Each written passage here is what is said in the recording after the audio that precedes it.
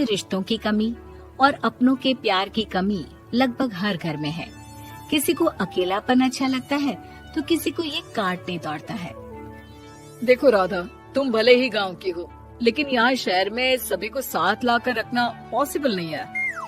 हाँ, लेकिन प्लीज किसी को तो बोलो हम लोगों के साथ रहें। तुम सारा दिन ऑफिस और मैं घर पर पकती रहती हूँ। अरे तो किसी सहेली को बुला लिया करो, बातें कर लिया करो। किसको बुलाऊं? कब तक बुलाऊं? तुम सासू माँ को बोलो ना आकर यहाँ रहे। ठीक है, बात करता हूँ मैं उससे।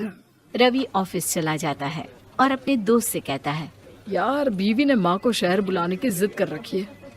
अब सोच रहा हूँ कि ऑफिस से दूर जाकर कहीं कोई घर ले लो किराए में। अब 2 कमरे का मकान तो पास में महंगा ही पड़ेगा ना। पर यार गांव की लड़कियों को शहर शादी करके लाओ तो यही दिक्कत होती है। वो लोग समझ ही नहीं पाती कि शहर की जिंदगी कितनी मुश्किल है। सबकी अपनी अपनी परेशानी है। अब मेरे वाले को देख लो, वहाँ के ऑपरेशन के लिए 2 हफ्तों के लिए लेकर आया था। बीवी ने तो इतना हंगामा किया कि माँ को 1 हफ्ते में ही वापस भेजना पड़ गया। सोच रहा हूँ कि माँ को फोन करूँ और कहूँ कि आ जाओ। क्या पता सास की चिक चिक सुनकर वो भी माँ को गांव भेज दे। आखिर औरतें तो औरतें ही होती है ना। किसे सास के साथ रहना पसंद होगा। बात आई गई हो जाती है। राधा रवि के पीछे एक बार फिर पड़ जाती है। वो 210 वाली है ना? हाँ, क्यों, क्या हो गया उसे? उसकी सास कलाने वाली है। बड़ी खुश थी कि वो अब दिन भर बच्चे को सास के पास रखकर घुमा फिरा करेगी। लेकिन हमारी तो किस्मत ही फूटी है। हमारी सास कब आएगी कि ये सुख हम भी ले सके। देखो, मैं माँ से बात कर लेता हूँ, लेकिन माँ हमेशा के लिए कैसे आएगी? कोई और तरकीब सोचो ना। एक काम करो ना, मुझे गांव छोड़ दो, मैं चली जाती हूँ। कम से कम सास का सुख तो देख लूंगी। लेकिन ऐसा कहाँ हुआ कि कोई सास बहू एक साथ सुख से रहे। रवि तो जानता था सब, लेकिन करता क्या। पर कहते हैं ना, पति का दिमाग है, चलेगा तो सही। एक आइडिया आया है। क्यों ना मैं माँ की शक्ल सूरत का एक रोबोट ला कर दे दूं, जो राधा के साथ बिल्कुल सास वाला व्यवहार करे। मजा ही आ जाएगा। न माँ को लाने की झंझट, न सास बहू की किचकिच। रात को स्विच ऑफ करके अलमारी में पैक। बस फिर क्या था। अगले दिन जैसे ही घर की घंटी बजती है और राधा दरवाजा खोलती है, साथ में खड़ा होता है रवि और साथ में होती है रवि की माँ यानी कि राधा की सास। माँ जी, मुझे तो मेरी आंख पर विश्वास नहीं हो रहा। कितना अच्छा सरप्राइज है। हाँ, आइए माँ, आइए। मुझे भी अच्छा लग रहा है। मैं भी खुश हूँ, मैं भी खुश हूँ, मैं भी खुश हूँ। दरअसल रोबोट सास की बैटरी ढीली होने के कारण वो एक वाक्य को रिपीट करने लगती है। माँ जी इतनी खुश है कि बार बार दोहराए जा रही हैं कि खुश है, खुश है। मैं अभी पानी लाती हूँ। राधा पानी लाने जाती है कि पीछे से रवि सास की बैटरी टाइट कर देता है और ऑर्डर का प्रोग्रामिंग ऑन कर देता है। पानी लाओ, चाय लाओ, खाना लाओ, मेरे बाल झाड़ो, मेरे कपड़े धो, मेरी चप्पल कहाँ है, लेकर आओ। अरे ठीक है माँ जी, सब ला रही हूँ। मैं जानती हूँ रवि आपको प्रोग्रामिंग करके लाए ना कि आप मुझे तंग कर दे और मैं आपको जाने को बोल दूँ। नहीं माँ जी, इस बार मैंने भी कमर कस रखी है। प्रोग्रामिंग कैसी लैंग्वेज यूज कर रही हो? माँ का रोबोट थोड़ी ना है जो मैं प्रोग्रामिंग करूँगा। अरे मजाक कर रही हूँ। माँ तो माँ होती है, मैं जानती हूँ। राधा सास के साथ खुश रहती है। वो उनके साथ बातें करती, घूमने जाती और आसपास के लोगों से मिलवाती।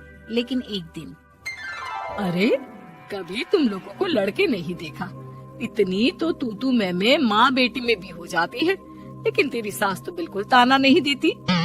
हाँ ये तो है, ताना तो नहीं देती लेकिन ऑर्डर बड़े बड़े देती है। अरे ना मानना, 2-4 ऑर्डर अपने आप ठीक हो जाएंगी, तभी दिखेगा असली रंग। कौन सा तेरे बुलाने पर आई है, बेटे के बोलने पर आई होगी बुढ़िया। बात तो सही है, लेकिन यार कोई बात नहीं ना, सास लड़ाई करे भी तो कोई परेशानी नहीं है। कितना ख्याल भी तो रखती है। ये तो है, लेकिन तेरी सास तो बिल्कुल नहीं लड़ती, ये कैसे? खैर मुझे क्या। पड़ोसन तो चली जाती है, लेकिन राधा के मन में सवाल छोड़ जाती है कि ये सास सास है भी कि नहीं। रात में राधा रवि से कहती है, मैं ना माँ जी के पैर दबा कर आती हूँ। अरे लेकिन वो तो मैंने अलग कर दिया है। क्या क्या कैसे कहा? नहीं, मेरा मतलब कहाँ कभी माँ का पैर गांव में रहा करता था, तो मैंने काट कर मतलब माँ को शहर ले आया ना। ओ ओके ओके। रवि चैन की सांस लेता है कि चलो कुछ तो बहाना मिला, लेकिन कब तक। रवि रोज माँ के पैर दबाने के बहाने रॉबर्ट को कमरे में ले आता और डिसमेंटल करके रख देता। एक रोज, मैं आज माँ जी की कोई बात नहीं मानूंगी, देखती हूँ कैसे नहीं लड़ती। अरे ऐसी भी सास किस काम की जो खटर पटर ना करे। सास का डिमांड मोड ऑन होता है। खाना दे दो, पानी दे दो, नाश्ता चाहिए। लाई माँ जी। मैं ना देने वाली खाना पानी। लेकिन समय बीतता जाता है, दोपहर और फिर शाम और फिर रात। बहू सास को कुछ नहीं देती, लेकिन रॉबर्ट सास कुछ नहीं कहती। रात को जब रवि घर आता है, राधा रो रही होती है। अरे क्या हो गया?